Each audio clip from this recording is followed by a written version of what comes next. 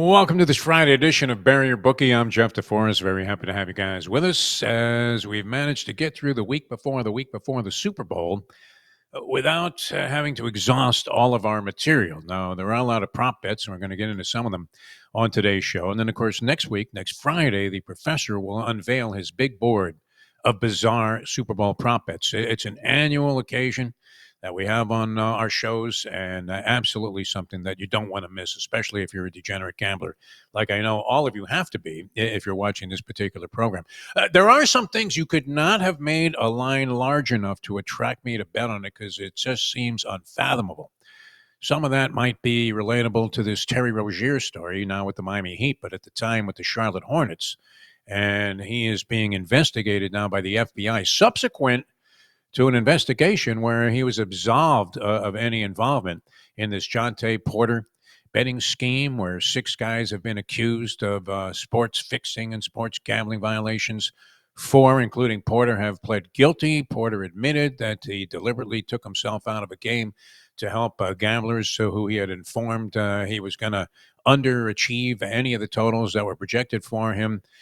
There was unusual betting activity. Finally, it was tracked. I think this happened on more than one occasion with Porter. But yeah, the Terry Rozier thing makes no sense. He's in the middle of a $96 million contract.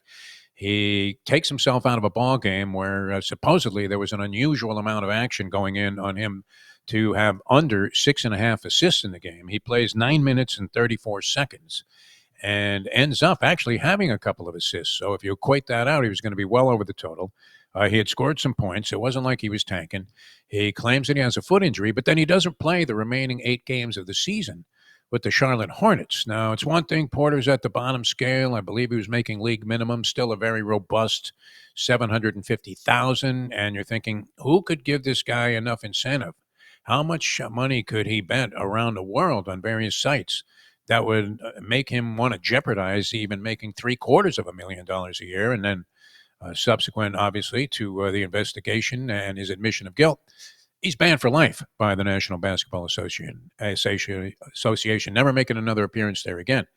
And yeah, I mean, it's unlikely. I would think that Terry Rozier would be involved in something like this. FBI is still doing their investigation. But I would have given you no chance that Justin Tucker, who seemed to be such an upstanding citizen, would be accused and have allegations of sexual abuse and misconduct levied against him in Deshaun Watson type fashion. I believe the number was 6 assertions that he was involved in this. Justin Tucker, who seemed to be the epitome of decency and class. I mean, the greatest kicker possibly of all time in the National Football League prior to this year. And maybe the idea that some of these allegations were going to surface impacted his play in the National Football League this year because he missed an exorbitant number of kicks, especially by his standards, and was completely unreliable from 50 yards plus, where he used to bang him like he was Tom Dempsey. But you could have given me any amount of odds to bet that this would come out of all people, Justin Tucker, this type of behavior. And I would have told you were just flat out crazy. But if you are betting, and we're going to get into a lot of stuff here with the professor on this Friday edition of the program, the best place to go, the biggest betting weekend of the year, finally here. It's coming around, which means more updated odds and props for Super Bowl Sunday. BetOnline is the world's most trusted betting platform and your number one source for online wagering. They have hundreds of prop bets, MVP odds, and exclusive in-game live betting. BetOnline is your ultimate game day companion. Whether you're a seasoned fan or a first-time bettor, BetOnline offers you everything and more to enhance your game day experience. Visit the website today and make the game day action count a little bit more. BetOnline, the game starts here. And we're joined here by the professor for his Friday appearance on Bury Your Bookie. And good to have you on now with us, Professor. But I mean, were you of the same frame of mind? You're more skeptical about people that are overly religious in their public persona, like Justin Tucker, that perhaps they're pulling a little bit of a Bob Kraft. But this seemed like particularly odd assertions and allegations against this particular guy. And yet, when you look at the season he had, maybe this was a dark cloud that was hanging over his head. What did you think about that story? I think the timing is suspicious.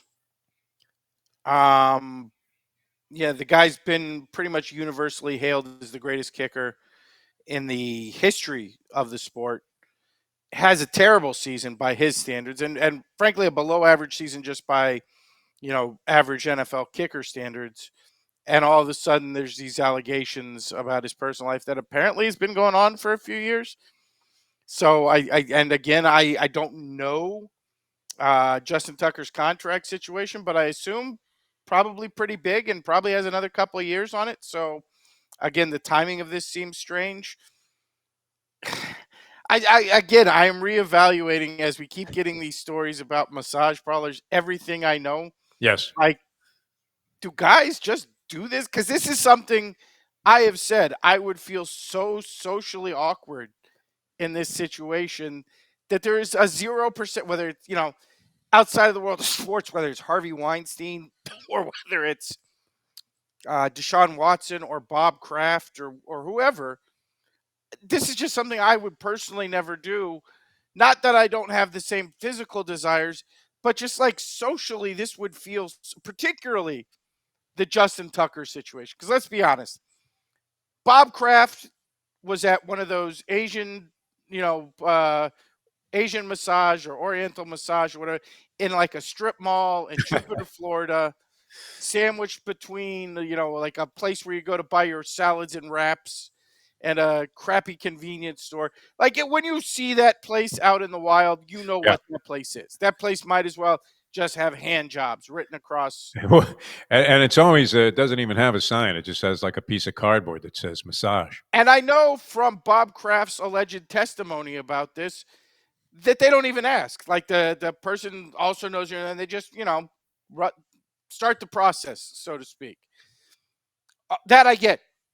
Deshaun Watson. Is there some thrill though, like James Caan and the gambler at the end when he finally flipped out No, no, no, no, and no. he goes into a neighborhood where he knows he's likely to get knifed right in the heart and Again, I don't get it sexually, but I understand the circumstances.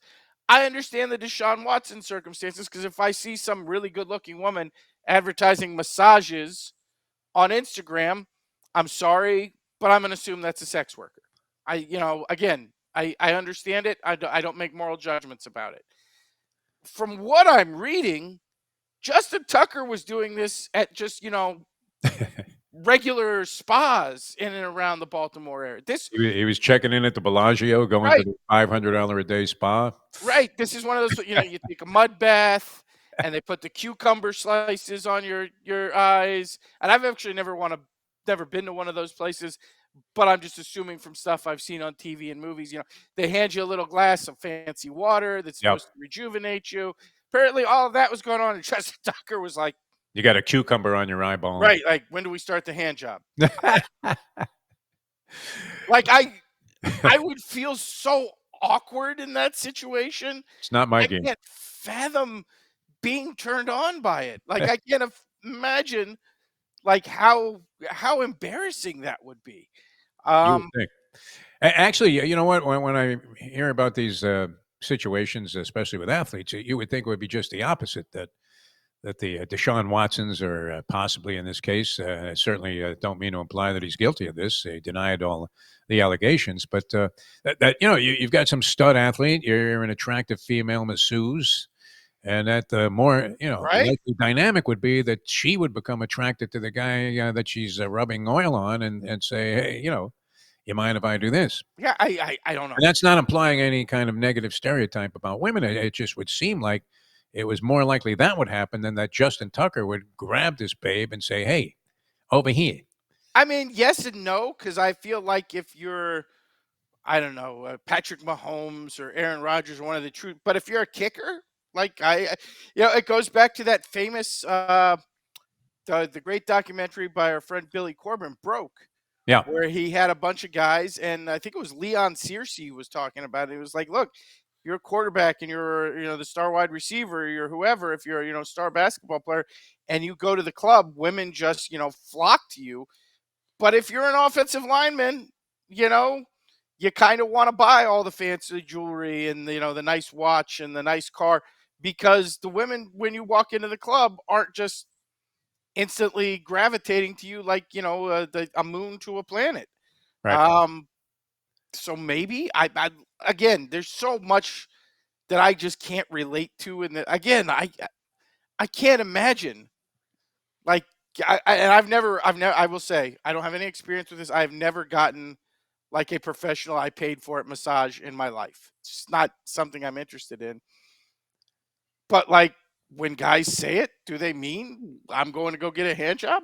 Like, again, Certain places, like the one that Kraft was coming out of, which the oddity there was that Kraft was about to board his private jet from the Palm Beach airport and fly to Beantown to watch a Patriots game from his skybox. And you would have thought that if this was a behavior he was inclined to engage in, that he could have put a couple of high-priced hookers on the plane there and taken care of two things at once, instead of coming out of this very dark and dingy shithole of a place somewhere in Jupiter, which just happened to have the cops staking it out at the time. I mean, a very embarrassing look, situation. Be a little more discreet there, we Bobby. talked about it on another show. I'm reevaluating all these situations that involve massages. And now the one that really has me questioning is when you see these massage girls walking around poker rooms and casinos giving massages, do I need to start looking under tables when the guy at the blackjack table is getting a quote unquote massage? Like, because it doesn't really seem like an appropriate venue to get a massage, even if it's just like a legitimate professional massage. Like, is something going on that we don't know about? You never see a guy or some old bag doing that either. I mean, it's No. always some woman with a very tight body and a Right. nice ass. Yeah, it's always some model type Right. giving massages at the craps table. Well, Long hair down to the right, below yeah, the like waistline. what's going on there? You have to reevaluate all these situations now. Yeah, that one was a shocker to me. And the other one, we were talking about this because it involved a player on one of our local teams here in Florida, and that's Terry Rozier, now with the Miami Heat. At the time, with the Charlotte Hornets. I'm very suspicious about this. And he's implicated. I don't know that he's implicated. The FBI is following up subsequent to an investigation already being concluded by the NBA, which you would think would have an extreme interest in getting to the bottom of it. But apparently, the FBI is curious about what appeared to be unusual betting action when it was March 23rd of 23. He was with the Charlotte Hornets. There's an over-under total on Terry Rozier's number of assists, which was 6.5. One of the bettors, and I guess it's one of the people that's already pled guilty in the case, 4 of 6 accused people, along with Jonte Porter, who admitted that he had tanked numbers and passed that information along for betting purposes to other people, has implied that he was aware that Rozier was going to go under 6.5 assists. He plays in a game, he injures his foot, he claimed, but he sits out the next 8 games of the regular season. Yeah. And it seems very unlikely. While Jonte Porter was on the bottom level, which is still a very favorable place to be financially of the NBA pay scale at $750,000 a year, I think the league minimum. You had Terry Rozier in the middle of a $96 million contract. Again, So that's the what would you have to do to influence him to go ahead and say, hey, not only am I not going to have 6.5 assists in this game, but I ain't going to play the rest of the season? That's the hugest red flag to me. And flashback, and again, I don't blame the media because I don't know that the media necessarily is so knowledgeable about sports gambling that they're going to get these stories right. But I will flash back to the Shohei Ohtani story coming into baseball season, where I was reading some of the details, and one of them was about supposedly Ohtani bet or Ohtani's translator, whoever it was, had bet something like $4 million with a Japanese bookmaker on one regular season or Los Angeles Angels or California Angels, whatever the hell they're called now, regular season game. And I was like, no, I don't care if you're Circa.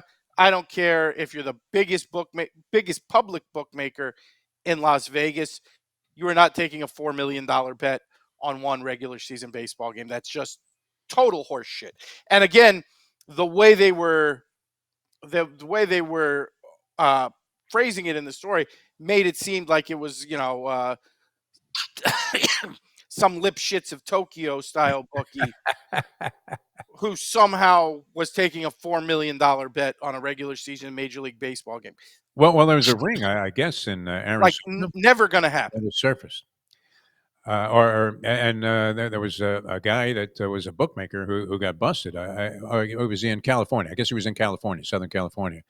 And our good friend Brandon Lang had implied that he had the so-called inside information because he knew a guy who knew a guy who knew the guy, and claimed that more of this was going to surface. That was as quickly resolved a case as any.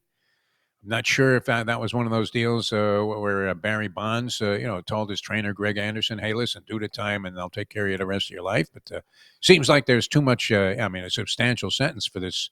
Again, The I image don't for doubt Shohei Ohtani's cause. I don't doubt that Otani or Otani's guy or both of them or whatever combination were betting on sports, but don't tell me you got $4 million down with a local bookie on a On regular an Angels game. MLB game. That's bullshit. Yeah.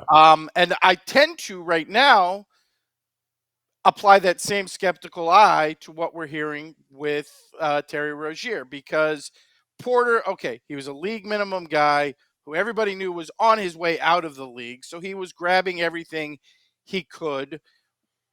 Again, a guy like Porter, who was it 750 is the number you said? I If think he was making 750, which was the league minimum. if you can get him 50 or 100K, he's probably going to do it, because honestly, he's sacrificing like a minute and a half of playing time anyway. Right. Porter was making $15 million a year. Yeah, Rozier. Excuse me, Rozier was making $15 million a year. How much do you? And okay, look, You always think that. in Florida, all of these sites are banned, so I do not have personal experience with DraftKings and FanDuel and all these other sites where you would, at this point, I assume, get the majority of your action down. But every day I read about how they throttle bets and bet limits on these sites. So even if you're a huge player, what can you possibly get down as a max bet on a Terry Rozier prop late in the NBA season for a team that's not going to make the playoffs anyway? I mean, 10 grand, maybe at absolute most. Like, again, I don't care if you're talking Circa, if you're talking any of the biggest books in Las Vegas that are famous for taking high limit bets, you're not going to go get $1 million down on a Terry Rozier prop, with 9 games left in the regular season. It's just not going to, there's no way to get the money down to make it worthwhile.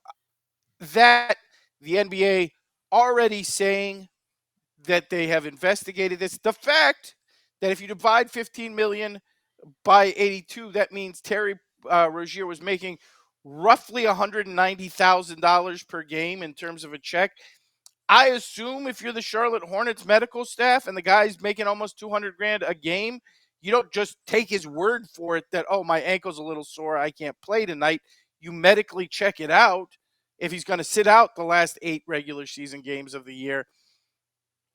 And I will tell you that the first thing that caught my eye on this, the guy the New York Post quoted in the story, and another major venue, I can't remember, it was ESPN or whatever, was some guy on Twitter claiming that he had gotten the inside dope and then posted a ticket from DraftKings that was $122 to win $100 on his inside dope. Not exactly capitalizing on inside. Nobody fixes a game for $100 freaking. Right. Nobody involved with inside information bets $100 freaking. I don't care how broke you are. Anybody can go get one of those stupid $500 credit cards that they just give away on street corners to anybody and max it out on the bet. Like, the initial run of this story, and who knows what's going here. Maybe the FBI has a smoking gun that they're just holding back. I would love to know what the percentages of the suspicious action was and how much total dollars we were talking about. But my initial thought run of the story is there ain't a lot of smoke here if you know what you're actually looking at, and there's probably no fire. This sounds like bullshit. It really does. And yet at the same time, you had 4 guilty pleas that have already been offered and convictions that have been made of the 6 people that were accused. So you're thinking if the FBI reopened this, and there are people that no matter what they have or don't have, they just like the idea of pulling one off. I mean, again, all of that is possible. On the flip side, you already have 4 guilty pleas. Who knows if the guy's getting, 6 months off for each time he, Fingers somebody, yeah. provides clues or whatever else. Yeah, again, not from the well, players wouldn't do the just from the technical aspects of it. Very suspicious of this story. This story does not. The technical parts of this story do not sound correct to me. Not something particularly favorable, and especially if it's completely false for Terry Rozier and this whole thing, the Heat season already. A diabolical mess with the Jimmy Butler situation, and who needs this dark cloud hovering over one of their players? However, pale it may be in terms of its overall substance. All right, next week you're going to have your big board on the Super Bowl prop bets, the most ridiculous Super Bowl prop bets. I was looking at a few of them, and naturally, the heads or tails. Does that come under the head? You have a 50-50 chance. You're laying a little bit of juice, so you're battling the odds. It's not quite like betting the lottery where they take out a 50% takeout from the gross pool, but nonetheless, you are paying a price here on a 50-50 prop. Usually 110 It's to roughly 100. the same odds you get on the pass line in craps to Yeah. be. But tails is an overwhelming favorite so far with the bettors. I think people just naturally gravitate to tails for some reason on coin flips. Again, every coin flip I've ever been in my life, if you're doing it like in a group, someone always says tails never fails. Tails go to. For whatever reason, I just think there's something mentally with coin flips and tails. 30 and 28 so far in the 58 Super Bowls. So on Okay, a so it's 50-50 basically prop, 50-50. It's 30, literally one flip away from 50-50. 30 and 20, exactly. And yeah, people are betting this with some kind of conviction because the money's coming in on tails. And what we talked about this on another show this morning, I believe that you can always fix the outcome of a heads or tails coin flip. You didn't buy this, but No, I think what you were back laying on in is the days total. of flipping baseball cards, where there was a game called Matchies, where one guy would flip a card, and whatever, if it was face up, if it had the picture of the guy, then you had to match your card when you flipped it and have a picture of the guy facing up. And obviously, if it was the backside with the statistics on it or whatever, then you had to go with what would have been a tail in that situation. Um, you could always fix the outcome of that. I mean, whatever side you had the baseball card on, unless there were, I don't dust. know about baseball cards, but you can't do that with coins. I believe you can. I think whatever side you have the coin on, especially if you do one of those catch and flip it onto your hand things, whatever side you have showing up, it's going to be the opposite I when will you. offer you this, Defo. You said 98% of the time. Well, that might have been a little I exaggeration. will offer you this. Yeah. Any coin, as long as it is a both heads and tails coin, no, double headed, silver dollars or whatever. It could be a silver dollar, it could be a half dollar, it could be a quarter, whatever kind of coin you want, as long as it's got heads and tails, for as much as you want. We will flip 100 times, and I will give you neither will come in more than 75% of the time. You can flip it however you want to flip it. All right. You can use any kind of coin you want. I'm saying the number is 75%. If it comes in over 75%, you win. If it comes in under 75%, I'll even give you, we'll say 75% is a push. Okay. Or as much as you want, and we will do this experiment, because I will guarantee you it doesn't work like it. You cannot voodoo your way out of a coin toss. I believe you can, but Okay. they do let the coin drop. So Well, for the I point of still think it's science, favorable. I believe it's you favorable. know, you can do your flip it on the back of your hand and roll it over stuff. But All again, right. for the I got to hit 75 purposes of science, out of we 100. will do this. 75 out of 100 for the push. All right. So some of the weird stuff that's going on with Super Bowl prop betting. The heads or tails, they're sending it in on tails so far. Gatorade color. This seems like a ridiculous bet to take. Whatever the favorite is, it's going to be that. I feel like this is like halftime Purple show is stuff. favored at plus 250. Purple. Again, I feel Idiot. like this is halftime show stuff. I've seen this bet for years. It's basically always the favorite, and I assume someone has inside info on the Gatorade. How does the equipment manager not capitalize on this? And wouldn't you, I have assume to he have does. 24-hour security surveilling this guy to make sure that he didn't send it in somehow, either by himself or through some other accomplice, Better question: How do we know knowing exactly what it was going to be. the equipment manager in charge of it? I mean, I assume because it's Gatorade, this is a corporate sponsorship, and Gatorade has decided already which color is going to be used because they're going to push that So color where's the executive we as can a form of squeeze advertising. for this information? Because if it isn't purple, you're getting a pretty good price on a lot of other stuff here. Okay. Red's plus 350, orange, which you think would be among the favorites, plus 400, blue plus 650, clear, no Gatorade, water. That's an unlikely. Look, if you're betting 25 or 50 bucks and taking a shot, have fun with it. If you're betting serious money on the Gatorade color, seek help. Like honestly, go talk to somebody because you have a problem.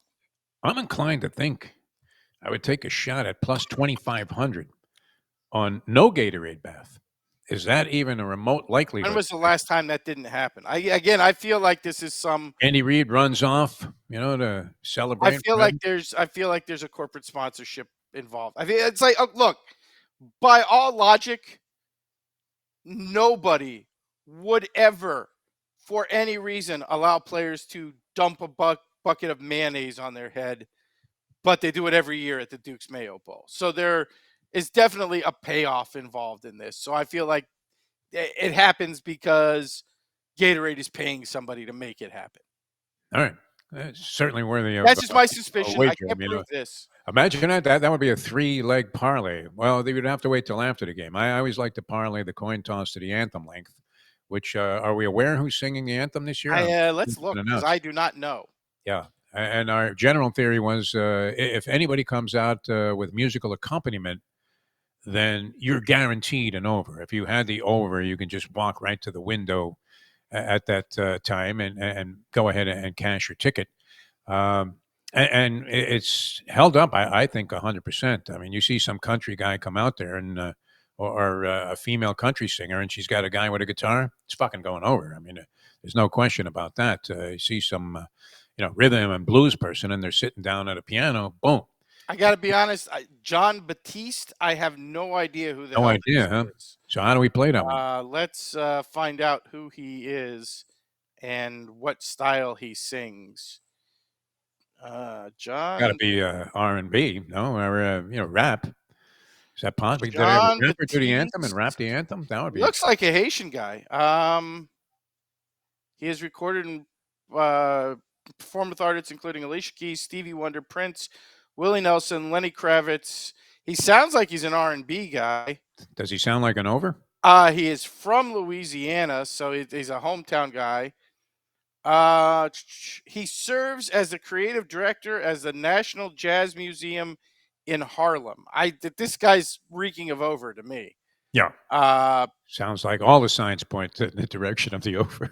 Yeah, I'm some expert handicapping. Again, we'll get further into this, but my initial he's going to want to grab this spotlight. Sounding like Haitian Harry Connick Jr. basically to me. He's got like a little R&B, a little jazz.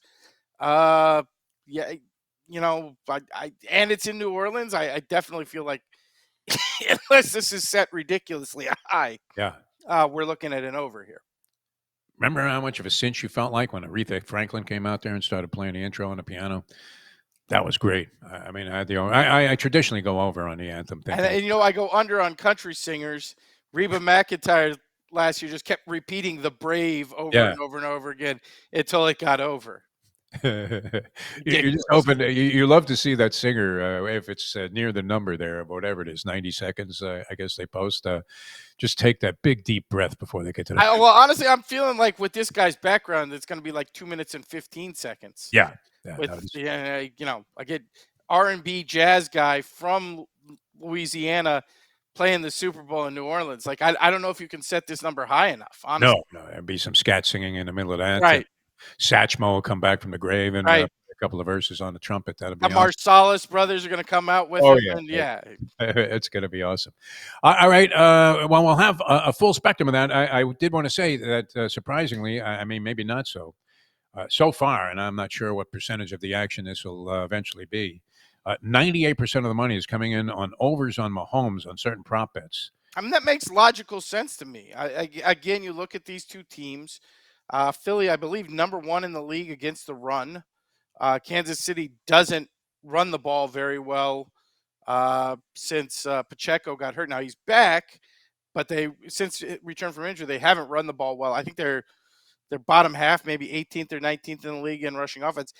I mean, just a surface level scan of the matchup would make you think Mahomes is going to put the ball in the air a lot in this game. Yeah. Fangio, But on the Mahomes, other no side, question. Philly is a limit possessions kind of team. Like they want to run the ball. They want to have maybe 8 possessions each, total for the game. They want to drain clocks. So, and again, the way Kansas, that would be the one mitigating factor I would go with on these Mahomes. It was like, how many times is each team going to have the ball? Because Kansas City tends to do long, drawn out drives too. This could be like I said, 4 possessions a half kind of ball game. I'm not saying it's going to be Army Navy, where like both teams are going to go on 9-minute drives every time they have the ball, but it could definitely be a limited possession kind of game. All right, here are the numbers. I'll run them by you real quickly here. Mahomes' longest run over 11.5 yards. Eh. He doesn't do like super long runs. I think No, I mean I one would scramble could easily go 12 yards. force me to pick. I'd say over, because Philly does like to go that too high shell a lot, and that does create gaps for him to run through. But I would not play that one. 5.5 attempted rushes. It's a lot for Mahomes. I would lean That under. is, yeah. And 33.5 longest completion. Doesn't he Both throw one at teams are some Mahomes. point? And for Mahomes, does he complete a pass of 33.5 yards or longer? 34 yards. Here's the thing. If it were in the air, I would definitely say under.